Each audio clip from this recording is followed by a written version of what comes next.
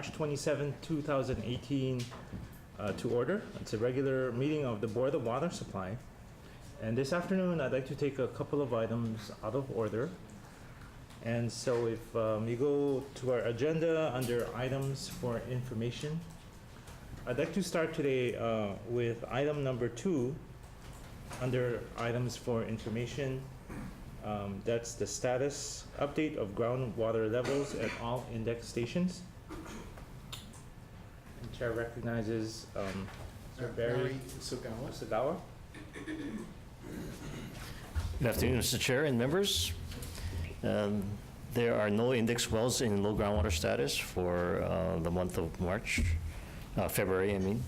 The pumpage is 125 million gallons per day. Our rainfall index for February is 180% of normal, so we've been having a lot of rain.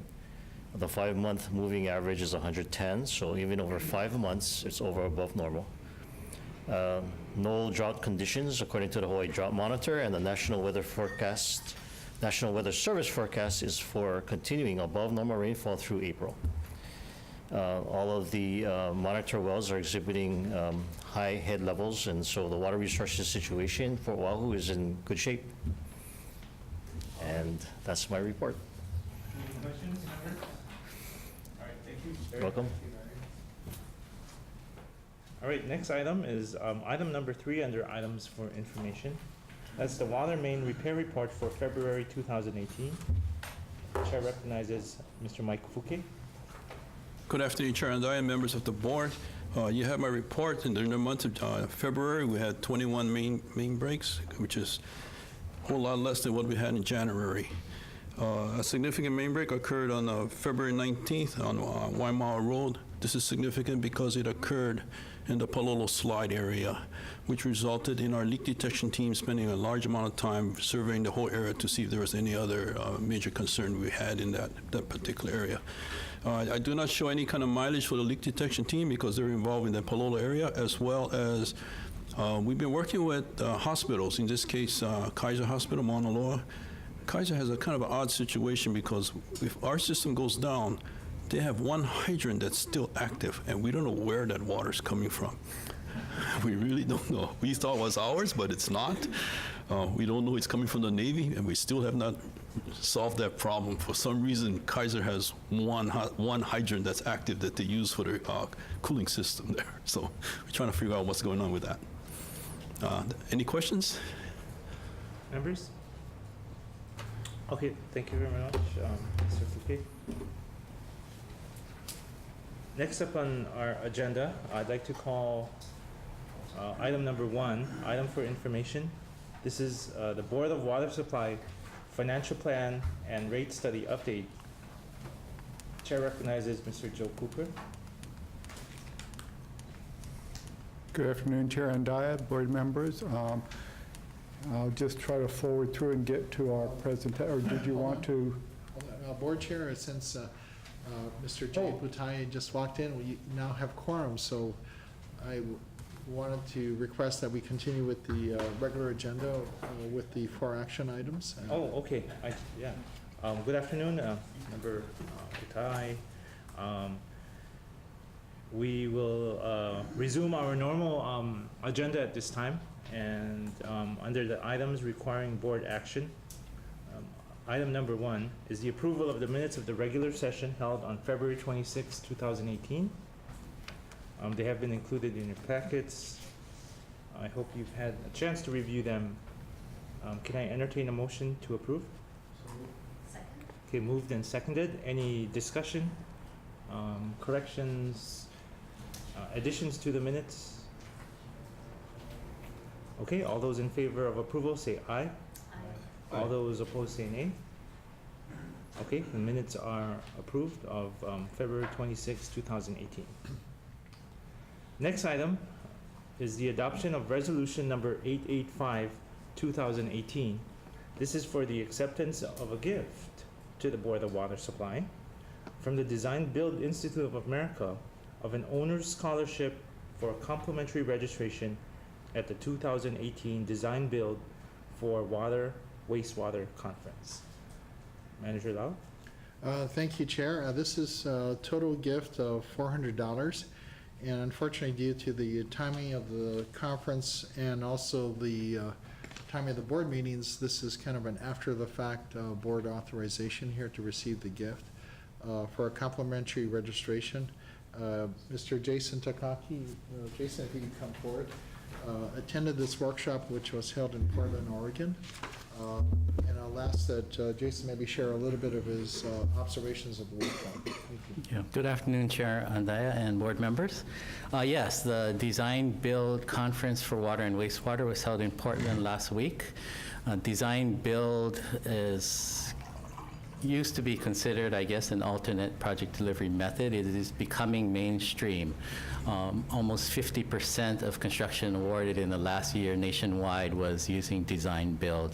Actually, DesignBuild is encompassing a number of different ways of procuring the construction, design and construction services. There are various flavors of DesignBuild to the point where what they're calling it is changing to more of a collaborative project delivery rather than strictly design build, but it's still the same where it is a collaboration between the owner, the designer, and the builder under one contract.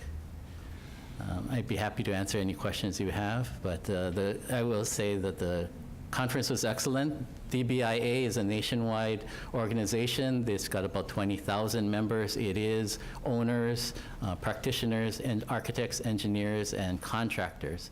And really what they did, at least at this first conference, it was a full week conference. The first 2.5 days were water, wastewater. The second 2.5 days were transportation.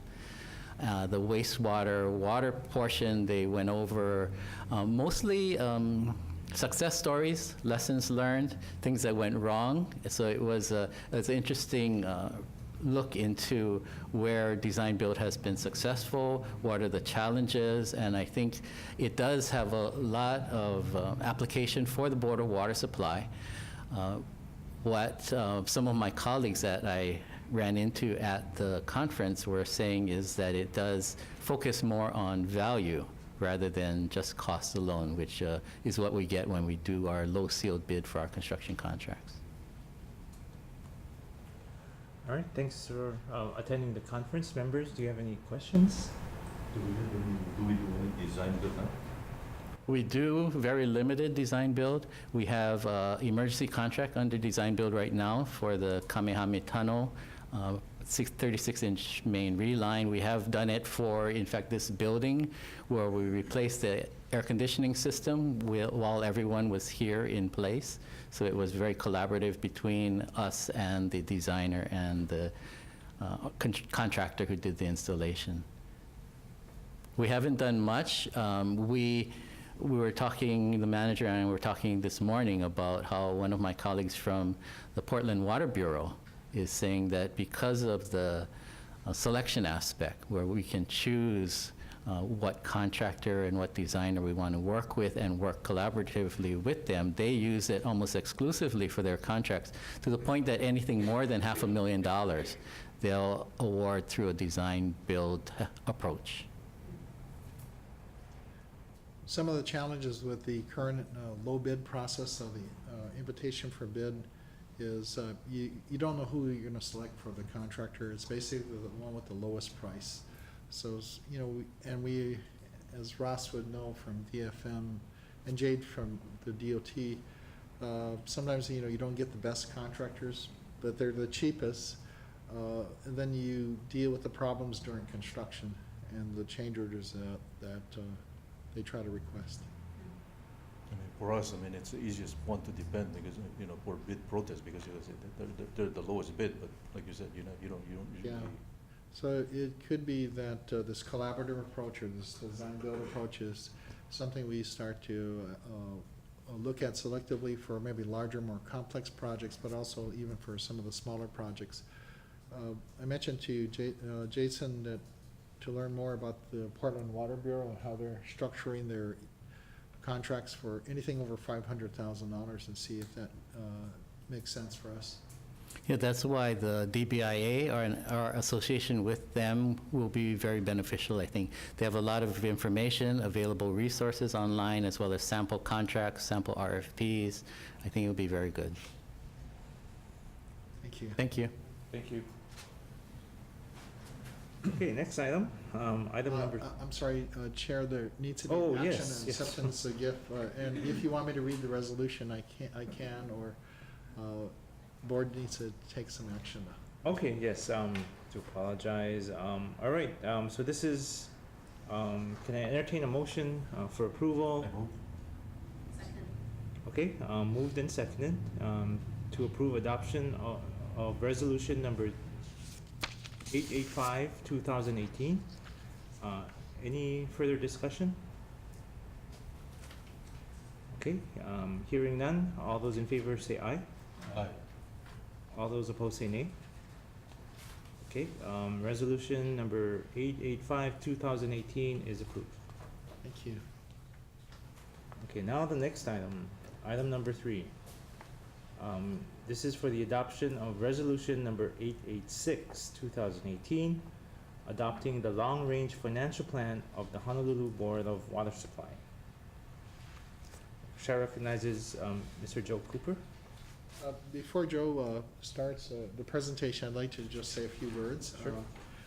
We did, hopefully all the board members are aware that last month at the board meeting, we distributed a draft of this plan, and was open to receiving comments from the board members in this past month.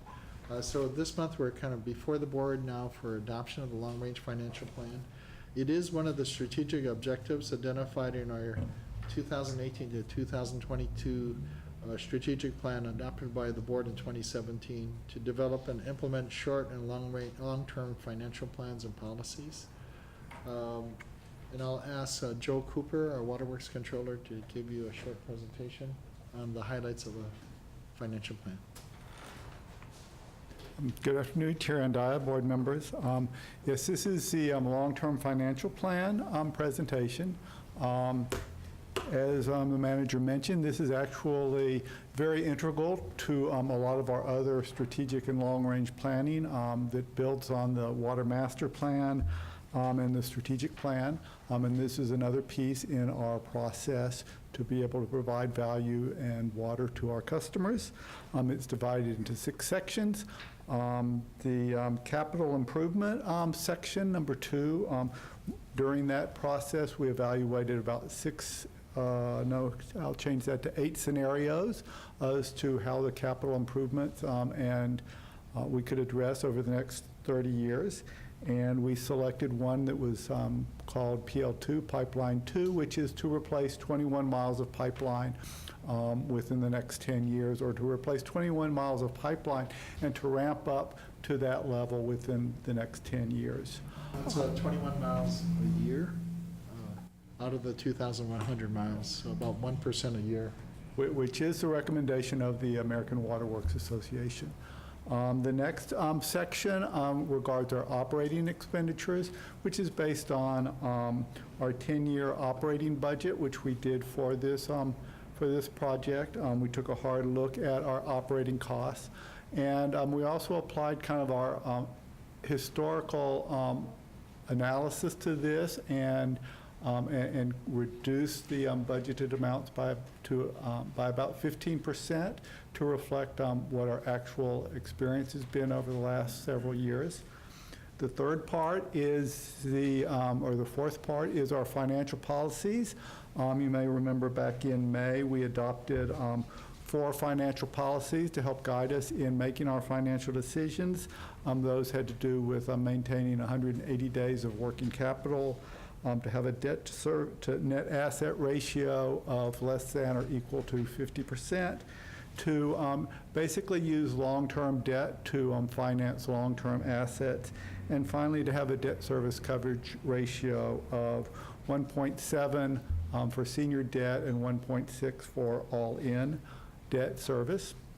The 5th section is the 10-year financial forecast, again, which forecasts out our expenditures over the next 10 years. The first part of this, the first 5 years, also forms the basis of our rate study, and we'll be talking some more about that a little bit later today.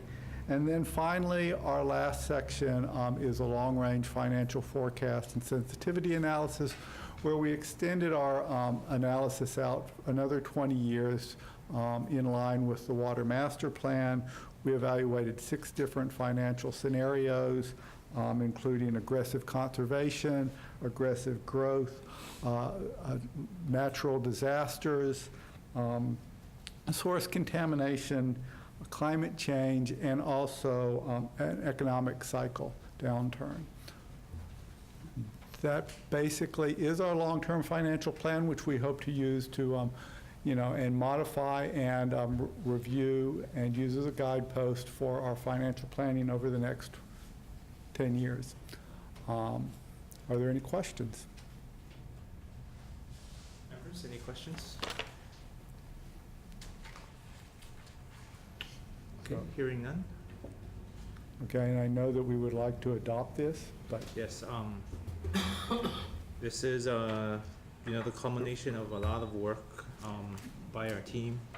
I think it sets the tone for long-term future with some very solid policies in line with national standards or even exceeding national standards.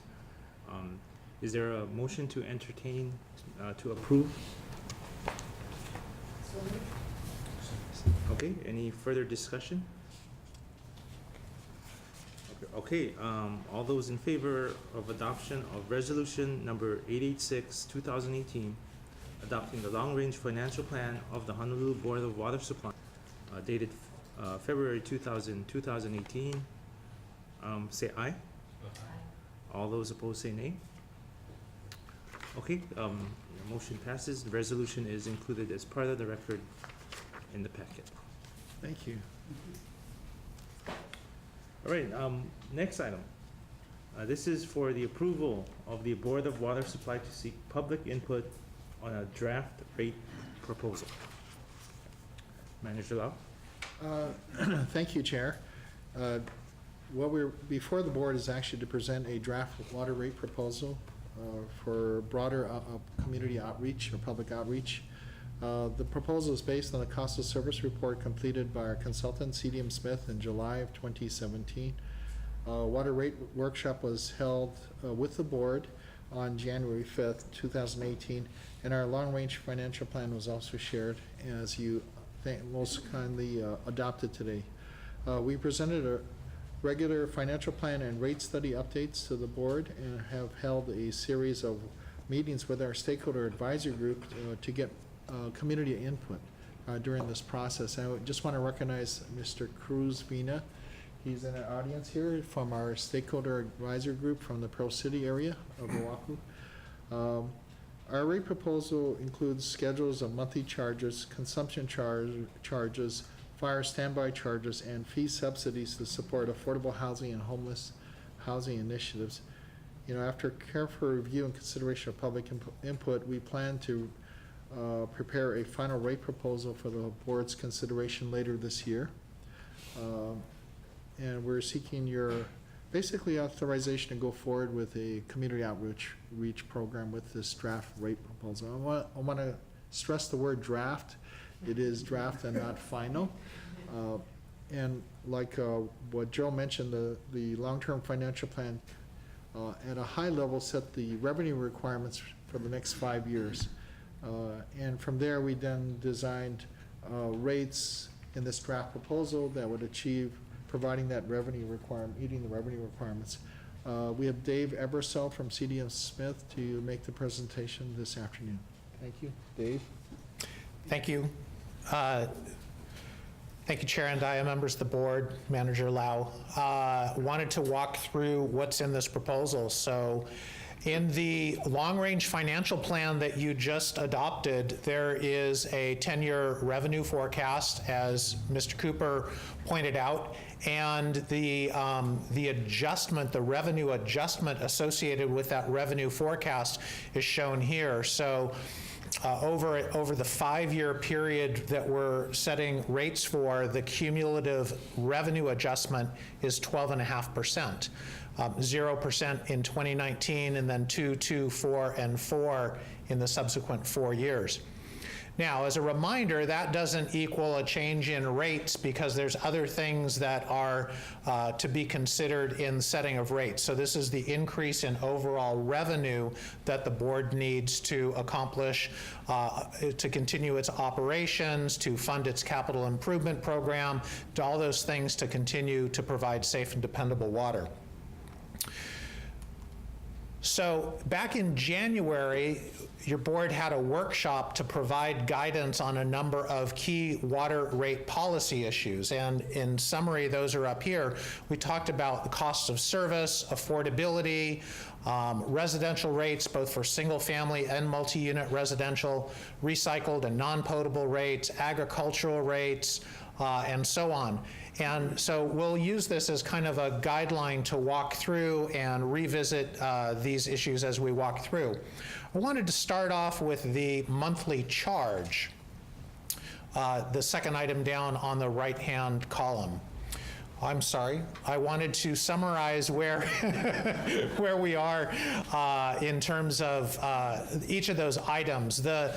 Those different elements that we just saw are in the first column here. The guidance that your board provided is shown in the second column. So with regard to single family and multi-unit customers, the guidance was to move closer to cost of service. Meaning right now, single family customers are subsidized in their water rates. They don't pay their full cost of service. Multi-unit residential, on the other hand, pays more than their cost of service. So the application of that in the proposals that you'll see is to move multi-unit residential down to 100% of cost of service, and then to move single-family residential from currently they pay about 88% of their cost of service, and to move that up to about 95%. So not completely eliminating the subsidy that they receive, but whittling away at it in a gradual manner. A number of items are tied to the tier structure of residential rates. Currently, you have 3 tiers in your rate structure, and they're based on the amount of usage in each tier, and the more water you use, the more water a customer pays for the water in that tier. So the guidance from the board in January was to establish an essential needs tier and to have the cost of that tier of water be fairly low. Other guidance was to shift the tiers to be more encouraging of conservation. If you recall, most of your customers' usage is falling within the first, or certainly the first and second tiers, and so it's not sending much of a conservation signal to them. So the adjustments there then would be creating an essential needs tier and then shifting the tiers around to be more encouraging of conservation, but to do so in a way that it doesn't cause rate shock, meaning nobody's rates go up too much too fast. And so the guidepost there was to have to make sure that nobody's rates go up more than 2 times the overall change in the revenue requirement. So keep in mind the change in the revenue requirement was 12.5% over 5 years, so nobody's rates would increase more than 25% over 5 years. With regard to recycled and non-potable rates, the guidance from the board was, again, to increase those rates to recover more of the cost of service, but again, to make sure that it's done gradually, and particularly with regard to recycled water, to do so in a way that doesn't discourage or disincentivize the use of recycled water, since it's so important for all of the island to put that water to use to preserve potable resources for their best and highest use. With regard to agricultural customers, those customers currently receive A subsidy also, they pay about 60% of their cost of service. The guidance from the board was to try and maintain that subsidy. And then for non-residential customers, keep the current uniform rate, but raise it up a little bit with the idea that all customers' rates should go up some, given that there is the need to increase revenues 12.5% overall. And then this is another customer class that is subsidizing the other customer classes, so try to reduce the amount that they're subsidizing a little bit. So that was the guidance from the board and how it's been interpreted in the proposed rates that you'll see as we walk through them. So with regard then to the meters, so keep in mind that you currently have a uniform billing charge every month of $9.26. And it's the same for everybody regardless of the size of their water meter. But customers who use more water have bigger water meters to provide that service. So the size of a meter, say for a hotel, is a lot bigger than a single-family residence. And while a lot of the costs are the same, customer care, billing and collections, those types of things, those are the same regardless of somebody's meter size. There are also a lot of costs that vary by meter size. The bigger the meter, the higher those costs because they're more expensive to maintain and repair, they're more difficult to handle, they require more equipment.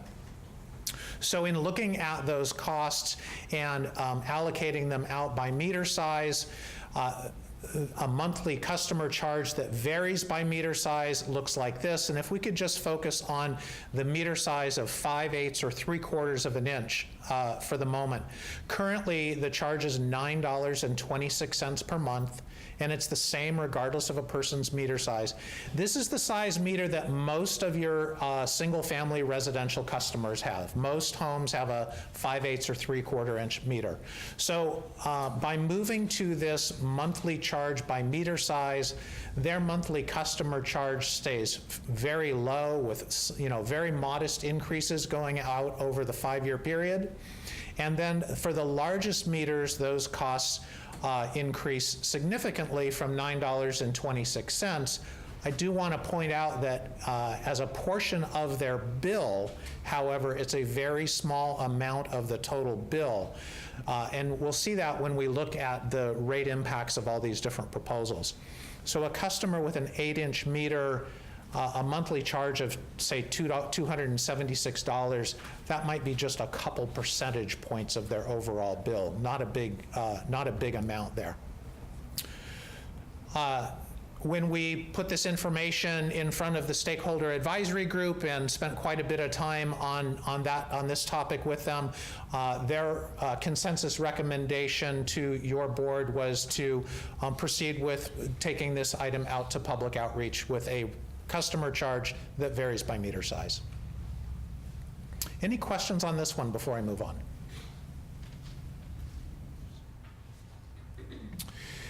With regard to changes in cost of service recovery then, and focusing specifically on residential customers, as I mentioned, single-family residential customers are paying less than their full cost of service, so they're being subsidized by other customers.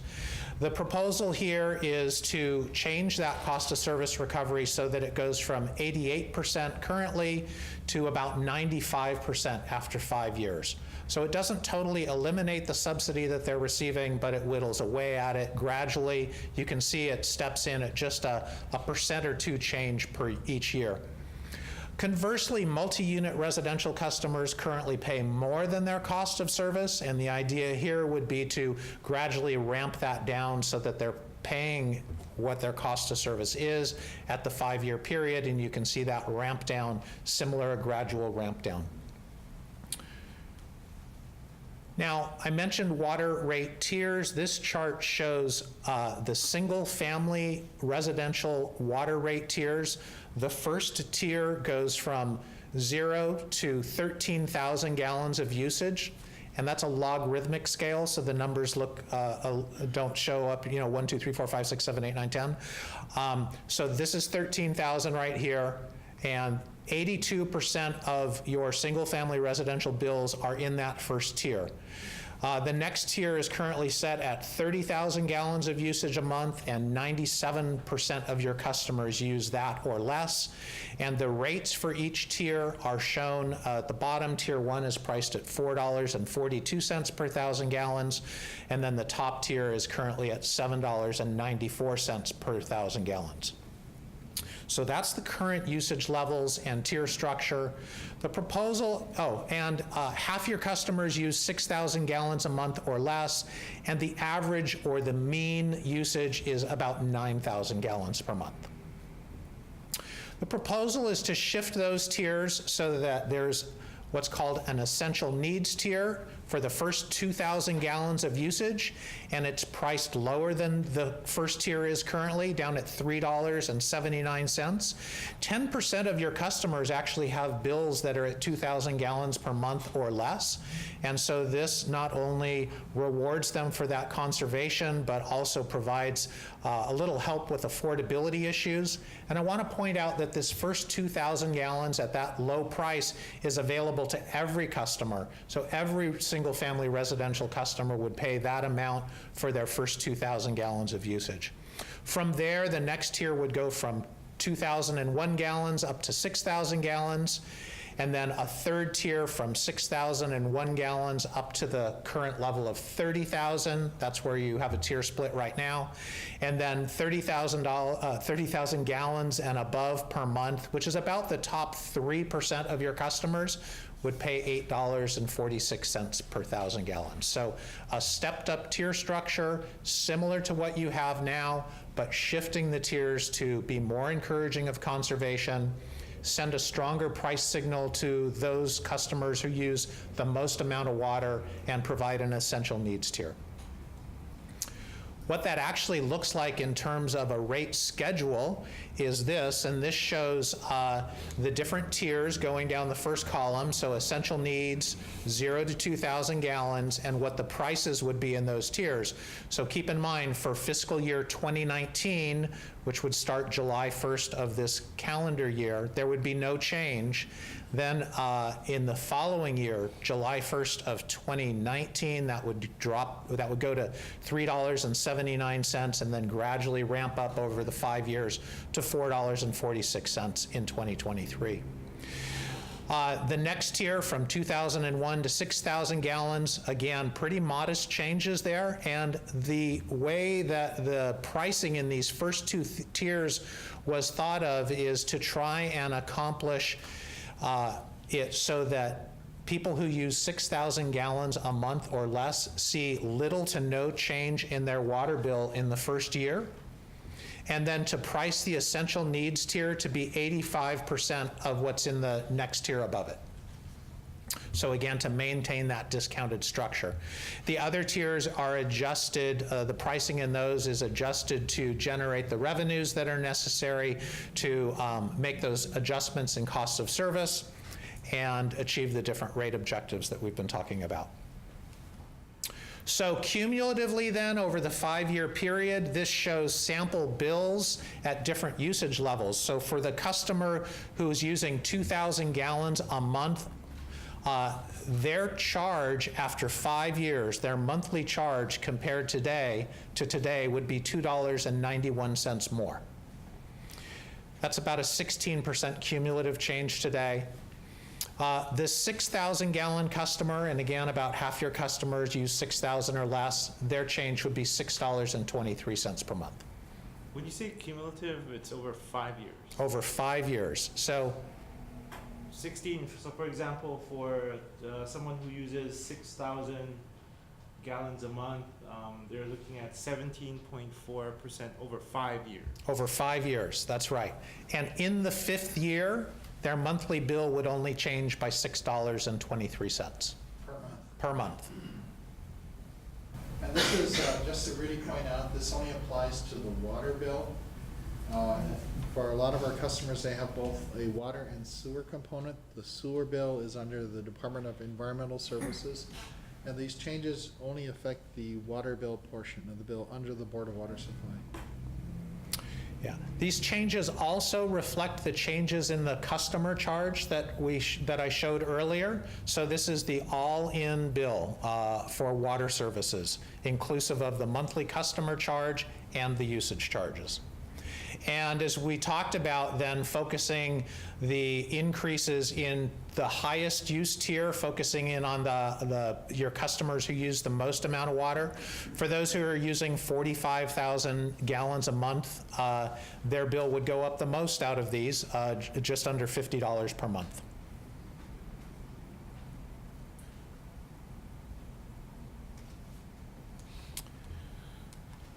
Moving then to multi-unit residential, it's a similar story here with regard to the shifting of the tiers. So this shows the current usage tiers. The first tier is $4.42 per 1,000 gallons, and it goes from, the dollar amount in that tier is the same, but you'll see the amount of usage in the tier is a little different. It goes from 0 to 9,000 gallons per month. Tier 2 goes from 9,001 to 22,000 gallons per month, and Tier 3 is everything above 22,000 gallons a month. And again, you see that 90% of your customers in this category are using 9,000 gallons per month per dwelling unit or less. So it's almost like it's a uniform rate. There's really no conservation signal being sent. Half the bills are 5,000 gallons per month per dwelling unit or less, and the average is 6,000 gallons per dwelling unit per month. So the proposed shifts in the tiers look like this. Again, an essential needs tier for the first 2,000 gallons of usage per dwelling unit per month, and a discounted rate of $3.70 per 1,000. The next tier would go from 2,001 to 4,000 gallons per month per dwelling unit, and then the boundary between that takes you into the highest tier would be at 10,000 gallons per month. And the rates there are shown at $3.70, $4.35, $4.95, and $5.90. Those are all the rates in the first year. So here's the corresponding 5-year rate schedule. Again, showing the existing tiers, the proposed new tiers, and the rates in those tiers for the 5-year period.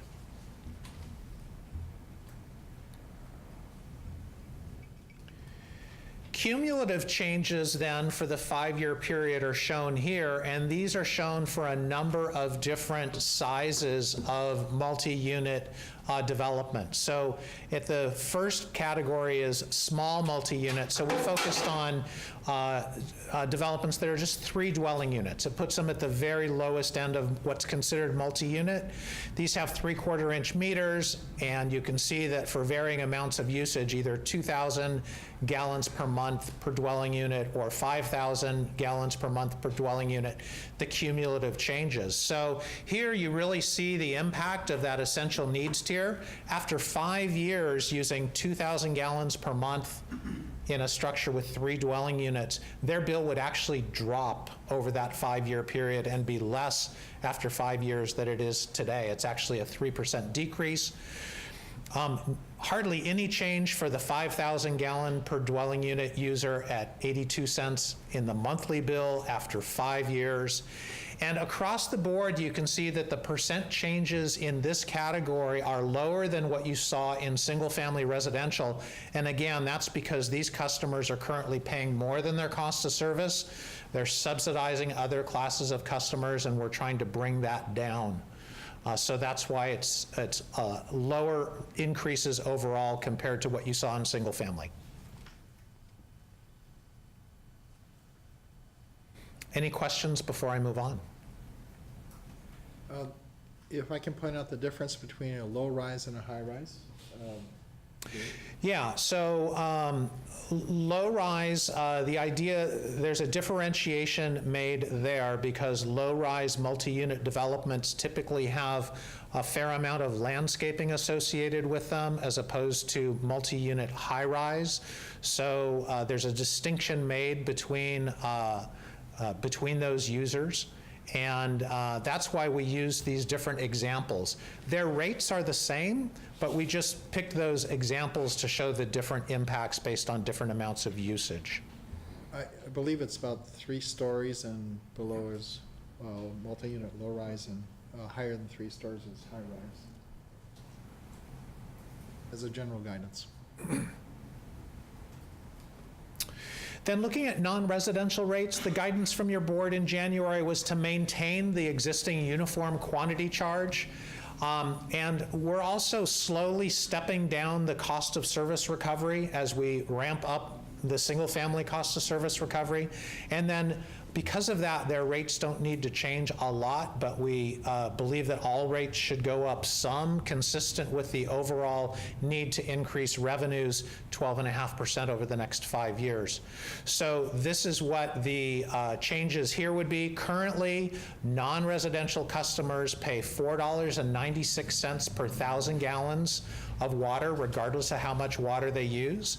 That would go up very modestly, no change in the first year, and then going up to $5.27 per 1,000 at the end of the 5-year period. And again, their cost of service recovery, currently they're paying over their cost of service, or 120%, and that would ramp down a little bit to 117%. And that's inclusive of the changes in moving to a monthly customer charge that varies by meter size. That would actually kick in fiscal year 2020, and you can see the impact of it right here. But even with that change and these modest adjustments to their quantity charges, we've still been able to ramp down their overall cost of service. Looking at the impacts then on different types of non-residential customers, and recall that these are all the businesses and governmental users and schools and hospitals, a lot of different types of usage and a lot of different meter sizes. So the stakeholder advisory group had wanted to see impacts on a mix of different customer types and picked this list of typical customers. You can see the meter sizes vary from 1.5 inches to as much as 8 inches. And the monthly usage amounts vary from about 230,000 gallons per month to as much as 31 million gallons per month for a large industrial user. And the next columns show the percentage increase in their bill in each of the subsequent fiscal years, and then the cumulative increase after 5 years in the last column. These increases are less than the overall 12.5% increase in revenue that's needed. And again, that's a result of decreasing the amount of subsidy that they're providing to other customer types, particularly single-family residential. As with all the other elements of what you're seeing today, the stakeholder advisory group has provided extensive input throughout this process, and as with everything else that you're seeing today, they've recommended that you consider going out to public outreach with what's shown here. For agricultural rate structure, in this structure, there would be 3 tiers. The first 2 tiers would be the same as the first 2 tiers in the single-family residential category for consistency. Keep in mind that a lot of agricultural properties do have a home on them. And then the cost of service or their subsidy is balanced with the rate in the 3rd tier, again, trying to keep them at about a 60% cost of service recovery. So that rate schedule should look pretty familiar for the first couple of tiers, essential needs and tier 1. It's the same as what you saw for single-family residential, but what's called tier 2 on this chart is priced substantially lower. It's for any usage above 6,000 gallons per month, and it's priced at $1.90. It's currently at $1.89. It would step up very gradually from there, from $1.95 in 2020 up to $2.12 at the end of 2023.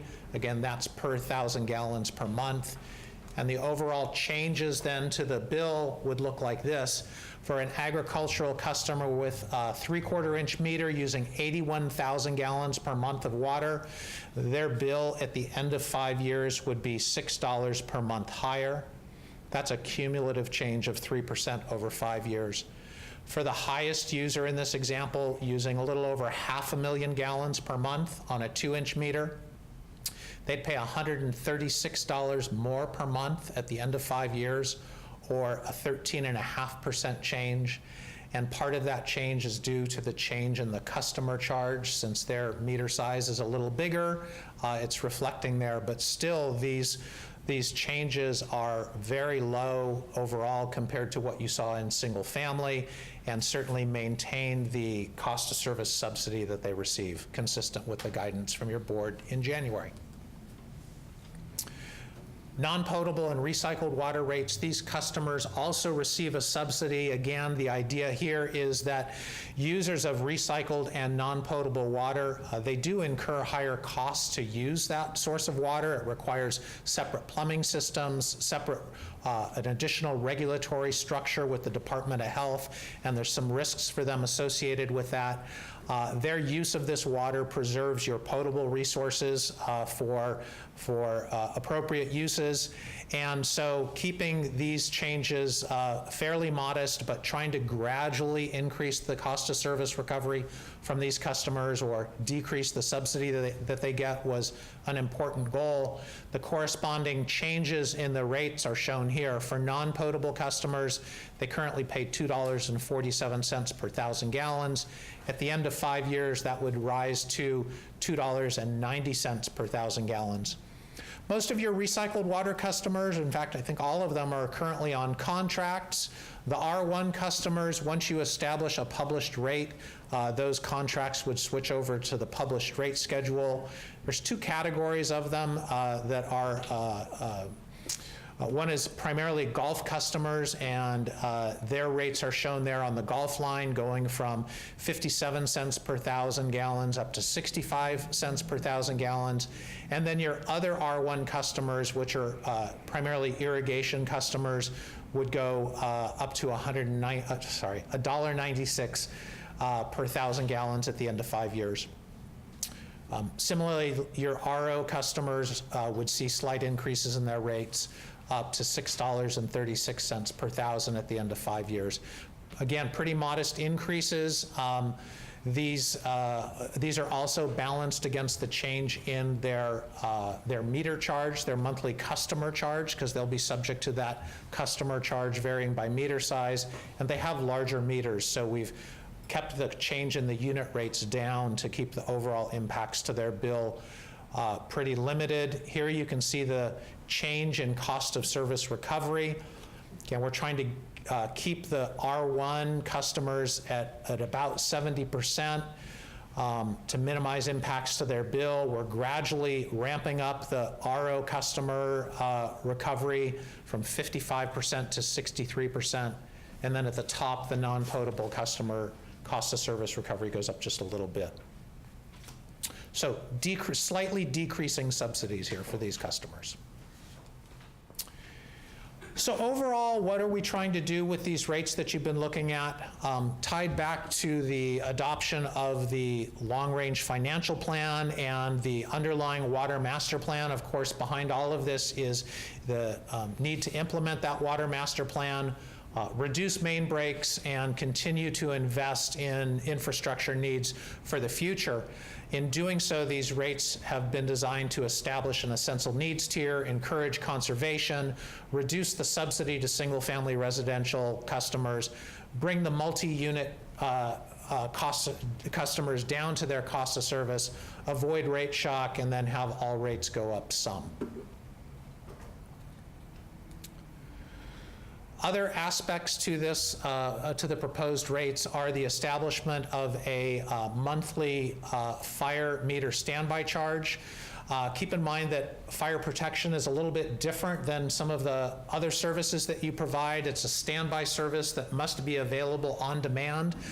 So customers that have private fire protection systems or fire sprinklers, when those systems come on because there's a fire, there's a lot of water that's needed immediately. It has to be available 24/7 without fail. Customers who don't have those types of systems don't need that service, but currently they are subsidizing the customers who do have it. So as we talked about back in January, a way of addressing that is to establish a monthly fire meter standby charge. It would replace the current usage charge for non-fire use that's at $4.96 per thousand. Instead, these customers would just pay a flat monthly rate based on their meter size. Those rates are shown here. The amounts are very small. The amount of money that we're trying to recover through this is only about $400,000 per year, but it is important, and by making this change, your other customers wouldn't be subsidizing this service.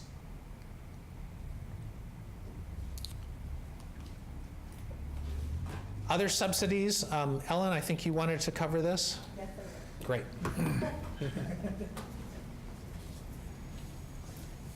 Okay, thanks, Steve. Good afternoon, Chair Andaya and board members. Wanted to give you an update on the amounts that we're looking for subsidies for affordable housing and homeless. This is Ellen Kitamura, our deputy manager. Sorry, yes, Ellen Kitamura, deputy manager. So homeless, affordable housing, homeless, also fire sprinkler retrofits, and something that just came up recently was subsidizing important agricultural lands, which Manager Lau is going to cover. And he'll explain the big question marks on the bottom.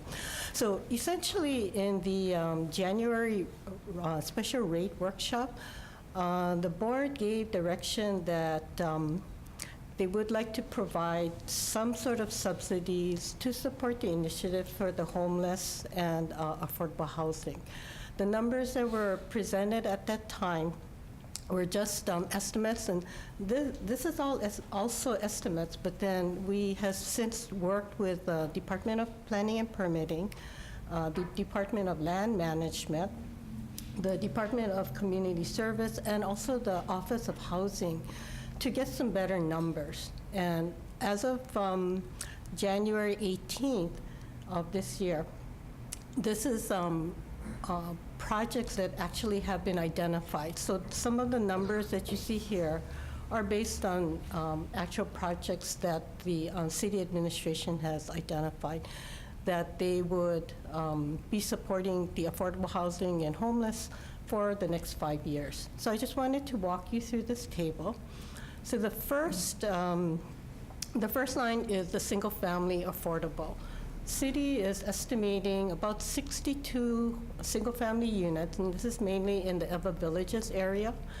And the next two columns give you an idea of what would be the installation charge, and that would be the meter and lateral charges.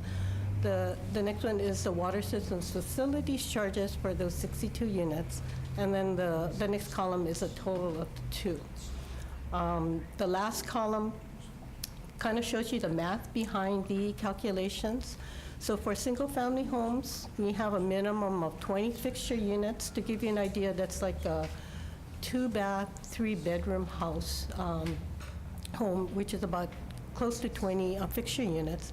And currently, our water facilities charge for that is $185.33 per fixture unit. The minimum size for a single-family home right now is a 3/4-inch meter and lateral, which costs $1,797. Now, the 3/4-inch meter and lateral is the minimum size. Now, it is very possible that a home could come in with more fixture units, and at that time, then a larger cost may be involved. But we're looking at these as affordable units, so we're kind of thinking they'll be pretty much close to the minimum size. For the multifamily affordable, I'm sorry, for the single family and multifamily, these are all potential projects on city lands. It does not include the private developments. And that, I'm trying to get a handle on that. So what you see here are not private developments that are coming up that are talking about putting in affordable units. I'm working with DPP to try to get a better number on that. So the first two are just developments on city-identified lands. So the multifamily, they're estimating a little over 3,500 units over the next 5 years. And then the next two columns shows you what our estimated cost. So for the assumption, we're looking at a affordable dwelling having a minimum of a 5.5 fixture unit, and that's a shower, bathroom facility, so a toilet and a lavatory and a kitchen sink. So that's the minimum that we're looking that would be put into an affordable unit. And the cost is $204.12 per fixture unit. We're not sure what the meter size is, but then in general, we've been putting in 8x2 FM meter. And what that does is it supplies water for both the domestic service and the fire service. And right now, that costs a little over $28,000. Based on the numbers that we got, we're looking at 9 developments in the next 5 years. Going down to the homeless, now this one was a little bit more difficult to obtain the numbers for because the people there usually said that a homeless development usually is kind of opportunistic. Something comes up, and then they're able to put a homeless development on there. But that being said, the city is still estimating about 75 units per year for a total of 375 total units over the 5-year period.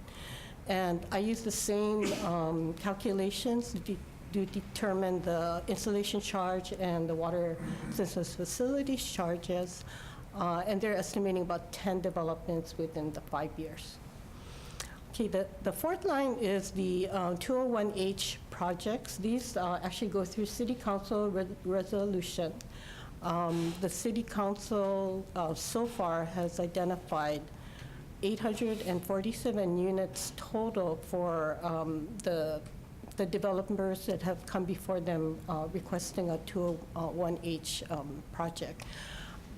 We unfortunately did not have the breakdown for the installation and the water systems facilities charges. The numbers that's actually in the resolution is calculated by either the developer or the consultant that's developing the plans based on what their estimated fixture unit is going to be. So the total for the next 5 years looks like it's going to be a little over 1.6 million. Lastly, the fire sprinkler retrofit. The slide earlier showed the Marco Polo fire, and then that was the impetus for the council to look at Bill 69, which is looking at retrofitting these older condominiums. There's about 150 of them that were installed prior to the building code now, which does require fire sprinklers. Bill 69 is still under consideration. They haven't made a final determination on it. However, based on the conversations that I've had with them and with the fire department, they are potentially going to make the fire sprinkler optional. The retrofit. The retrofit optional. Instead of required. They're going to be leaving it up to the homeowners and association. However, they need to vote on it. So it's something that they're considering right now because it's so expensive. And that's the one thing that they do want to leave it up to, give control to the homeowners for that. What they are putting in place is something called a life safety evaluation, and these will be looking at all of the other fire protection that can be installed within the condominium instead of a sprinkler system. And if they pass that life safety evaluation, then they will not have to put it in. It's only if they do not pass it that the association is going to have to decide whether or not they're going to put in a fire sprinkler. So bear with me. I had to do some math on this to try to get an idea of what this might mean. The the safety evaluation is required within 3 years. So that's why I made a kind of guess that we actually would not see any retrofits starting until year 4, because they're going to be trying really hard to meet the life safety evaluation criteria. Based on the information that I have, of the 150 potentially condominiums that need to be retrofitted, about 25% we found does have a separate fire meter. So we're thinking that those will probably be able to use the same. It will have to be evaluated, but we made a determination that they do have a separate meter already for fire, so possibly they'll be able to use that. The fire department and DPP is thinking for the rest, maybe 20% of the homeowners may opt in. So the numbers get less and less and less. And that kind of amounted to potentially 15 retrofits in the last 2 years, so 4 and 5. Made an assumption that they would be installing 6-inch DC meters, and then you see the installation cost for that is a little over $200,000. We do not charge for water systems facilities charges for these fire meters. Any questions about this? Yeah. Ellen, so Yes. these amounts, especially the one on the multifamily affordable, the number of units, that's an assumption that DPP projected the demands for affordable and homeless housing units. Yeah, for the multifamily affordable, they've identified about 9 different parcels all over the island that they potentially think that they might be able to install or develop a affordable multifamily. So based on their calculations, they estimate it to be about 3,500. So the housing projects, and you don't have it there, but then they're pretty much all over the island. There's a few around the transit station, Ala Moana and Pearl Ridge, West Loch, the Eva Villages area, Kapolei Lands, which looks like it's moving. We had a meeting, and looks like there's potentially maybe about 300 units or so that they will be taking out an RFP for. And then a couple areas downtown. So there is movement as far as from the city to try to develop these affordable units. So like I said, it's about 5 parcels, city-owned parcels. Okay, so, but there's no guarantee that they're gonna be built. No guarantee, yes. So these figures then are just kind of a cap. They're, On- right now, they're probably our best estimate. And it's kind of the board, if the board wants to set a cap of how much, that'd be a kind of a policy decision by the board. Like if you look at the water system facilities charge, it doesn't include the important ag lands. I'll talk a little bit about that next. But with just the other categories, it ends up around 4.5, 4.6 million. So if you rounded that to like 5 million over 5 years, that could be about $1 million a year, could be allocated for that subsidy. There's a fundamental question here that we want to get direction from the board is, right now, Ellen's showing installation charge and the water system facilities charge, the capacity charge. Do you want to consider one or the other, or a combination of both going forward?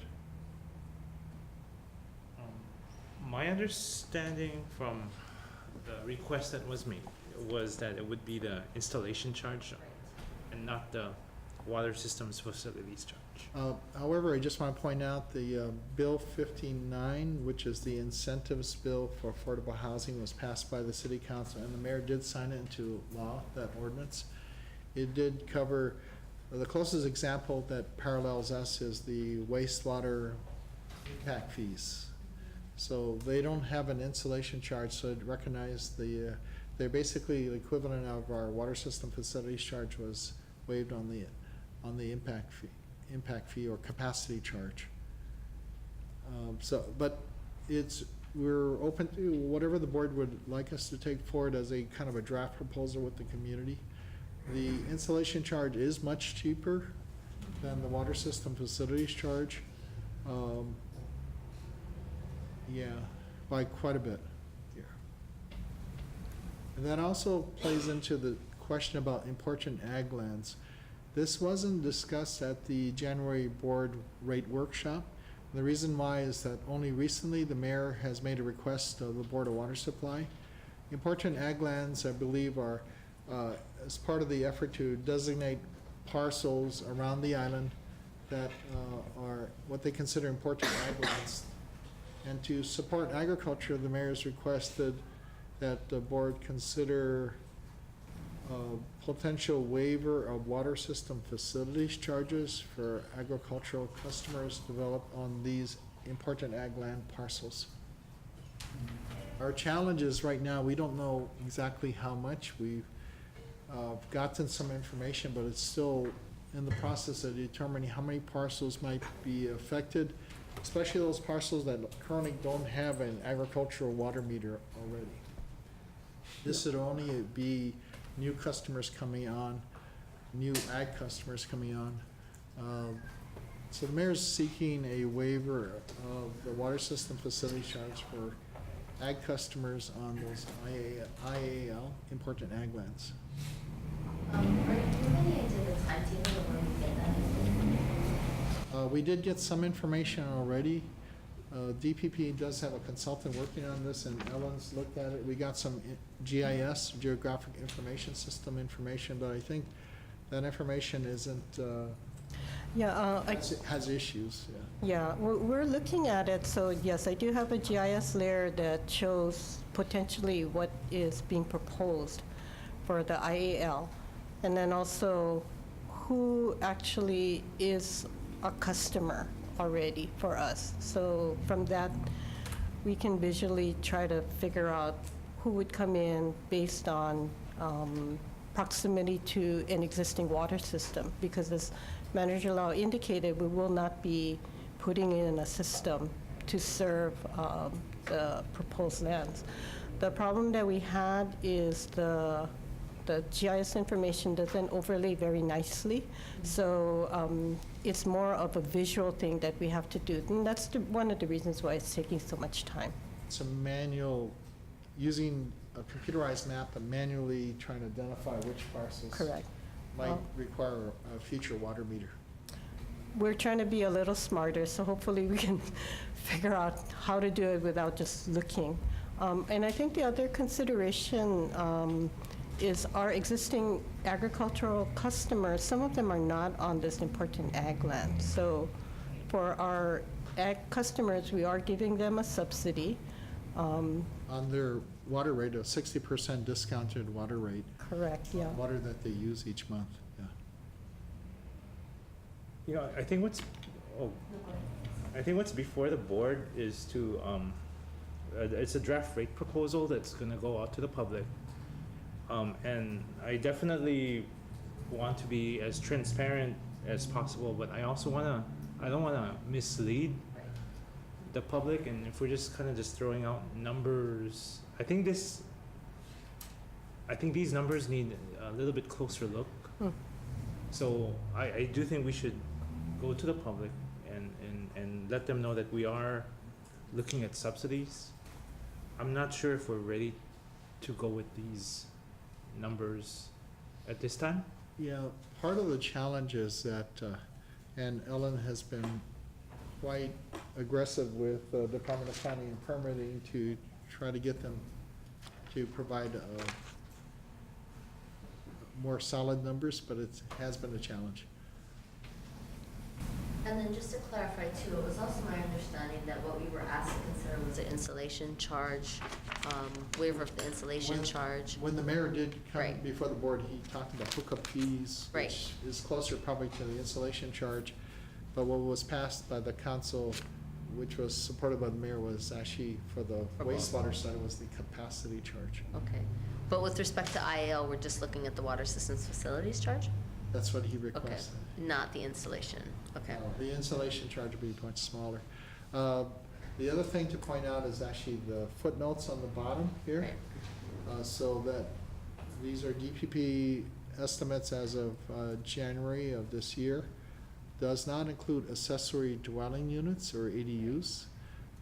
Fees are estimates only. Actual fees are, these charges are normally collected only at the time of building permit application or water meter application. And the water system facilities charge in these numbers are based on the 1993 numbers. So we are looking at actually updates to Yeah. these numbers. So the actual impact of these particular subsidies could be more substantial. Yeah. And we'll be showing you, I think we have a discussion on that later for you to see.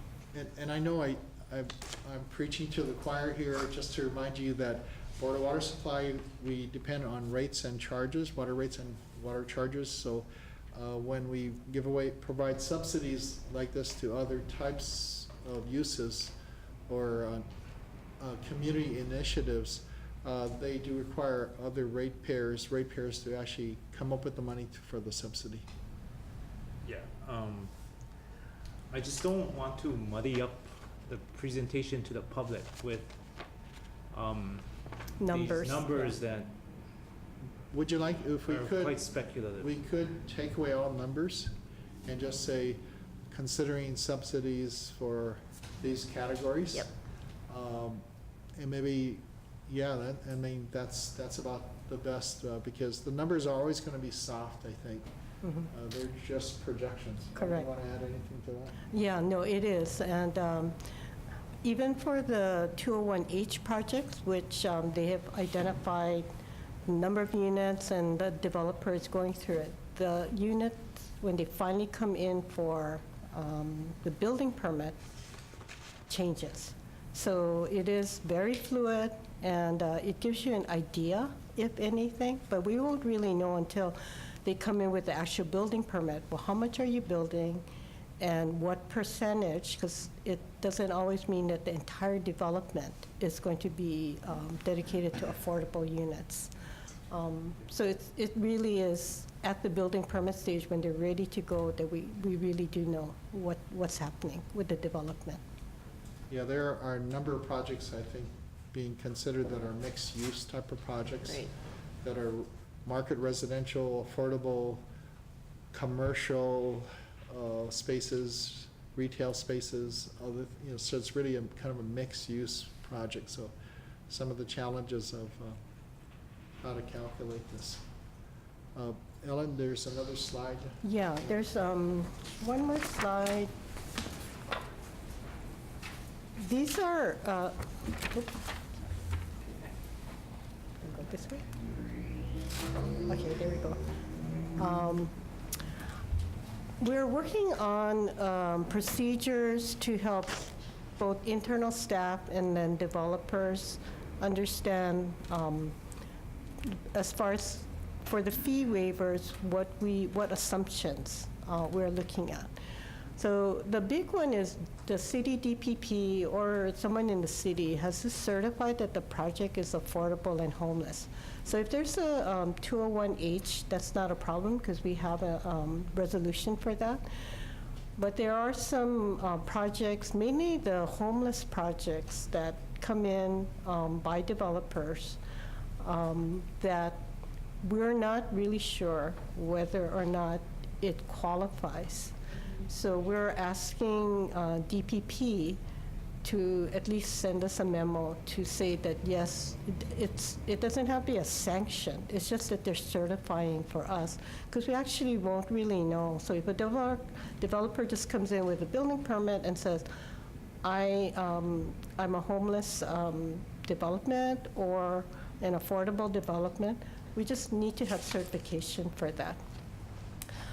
The fees will be waived at the building permit stage because that's when we know exactly what's going to be going in. Fee waivers will not be retroactive. So there's going to be an effective date. Anything that, if a development was put in prior to that, we're not going to, the fees are just not going to be retroactive. Now, potentially, if they're in the building permit stage, they can come to see us, and then we can consider whether or not the fees would be waived or not. The fees are not applicable to the accessory dwelling units. Bill 58, which is going through council now, I think there's another resolution or bill that addresses accessory dwelling units. And in this case, we're just looking at Bill 58.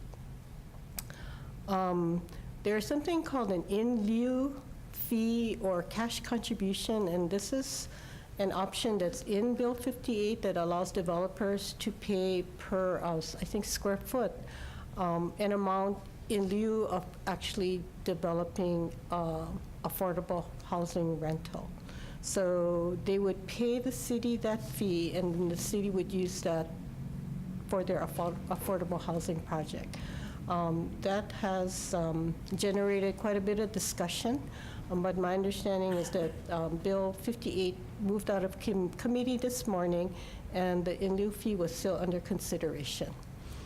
So for us, we are not going to be giving fee waivers for those developments. It's only if the development is an actual affordable or homeless project. The fee waivers are going to be for affordable and homeless dwelling units only, and also common areas like a laundry room or community showers or toilet facilities. The reason for this is some of the developments that, as Manager Lau indicated, is that only a certain percentage, maybe 20%, is considered affordable rentals or dwellings. So we wanted to make sure that the fees were used specifically for those units. We are planning to show the fee waiver amount as a line item in the operating budget. Customer care is the one that approves the building permits, so they'll be tracking the fee waivers that are granted, and then also report the amount to Finance Division. So this is mainly kind of our internal tracking, and then the board will be probably on an annual basis reporting the amount of fee waivers that are granted annually. And then also the number of dwelling units developed to show how successful the program is. So this is just a draft right now. This is to help us when we go out into the community and people start asking us questions, then we at least have put some thought into when are the fee waivers going to be granted, for what types of development, and then also that they really do need to work closely with the city in order to make sure that the city can validate that their project is eligible for the fee subsidies. So any question? Yeah, I think these procedures as well, I think we're going to work on those a little bit more. Correct, yeah. So I guess, going out for the public meetings, the numbers, because they're so fluid, it does not have to be included in the public presentation, just that the board is considering it. The different categories of subsidies. The different categories. Do you want us to kind of not mention hookup fees or mention hookup fees or water system facilities charges or just subsidies to be determined yet? I think for the average ratepayer, they might be confused between that distinction. Yeah. So I would keep it simple. I think if they ask questions, I think we should be open and transparent and try to answer the best as we can. Right, there, and so we'll make it a much more simpler discussion Right. when we go out to the outreach meetings with the community. Okay, thank you. Thank you. Okay, so that was an action item. It was to approve this public input on the draft rate proposal. And so in order for us to go out to the public and talk about these rate proposal, we do need board action. So I'd like to entertain, perhaps with, subject to some comments that we raised during the presentation. I'd like to entertain a motion to approve to authorize the BWS to seek public input on the draft rate proposal that was presented. It moved, seconded. Are there any discussion, any further discussion or comments about the proposal? I just want to thank the staff for all of their hard work in putting this together. I know they have been very diligent in trying to digest extraordinarily complex. I mean, we've, Brian and I have had the great privilege of sitting through the PIG rate workshops, and it's been, I mean, I just appreciate all the time and care that you folks have taken to try to put this together and share the information with people in the most helpful and straightforward way. And I think it'll be, I welcome the feedback that we get. So, mahalo. Thank you. It's been a good team effort among everybody. And I would like to encourage the public, we are, as transparent as we possibly can. And we encourage engagement from the public. This is our presentation, our proposal for modest incremental increases to allow us to ramp up upgrades to our aging infrastructure to meet the AWWA standard of 21 miles per 1,000 gallons of pipeline. 21 miles replaced each year. Per year. Per year. Of the 2,100 miles, yeah. Okay. About 1%. Right. Yeah. Thank you. Thank you.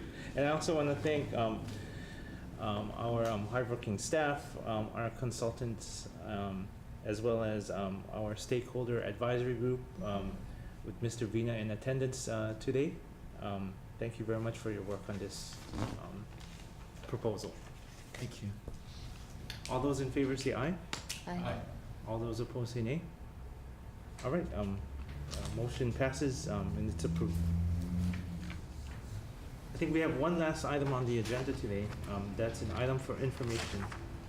That's the Board of Water Supply Financial Plan and Rate Study Update. Or did we already, I feel like we covered There that. is one area that we wanted to cover. It's relating to the water system facility charge. Kind of give you an update on the status of how we're working on that. No, okay, Yeah.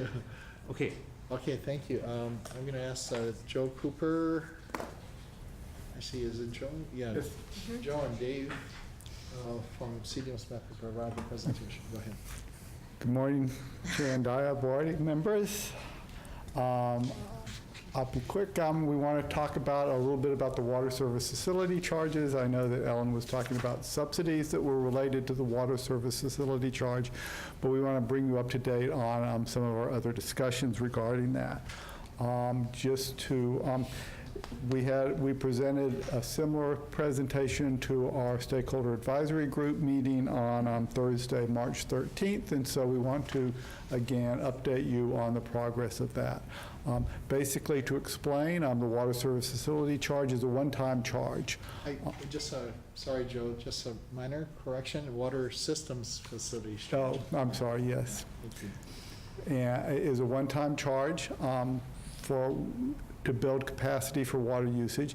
It applies to all new developments requiring water from the BWS, and also to additional water supplies needed by an existing service. So if there's remodeling or an expansion of an existing facility, the water system facility charge might also apply.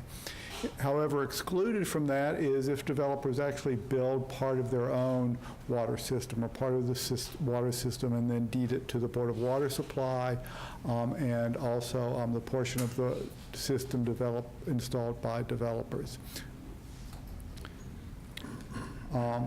The purpose of this is really twofold. One is to fund the growth of the water system. When we add more customers, we have to add to the water system, and it's only fair that those people that are doing that should pay for that. And then it is also to reimburse existing ratepayers if we have excess capacity. So they're basically buying into the system that other ratepayers have paid for. So that's the two purposes for the system, for the charge. Why would we want to update it now? Well, there's quite a few reasons. We're going through a lot of study and analysis on our rates, and so now is an appropriate time to address this rate too. They were last updated in 1993, so a lot of things have changed since then. There have been a lot of conservation efforts. There's low-flow fixtures, so the patterns have changed. The growth needs of the island have changed.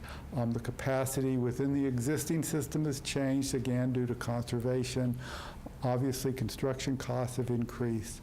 And we also need to update the technical analysis. We've spent a lot of time, and CDM Smith has spent a lot of time analyzing our data as part of the water master plan, and as well as analyzing our water facility costs.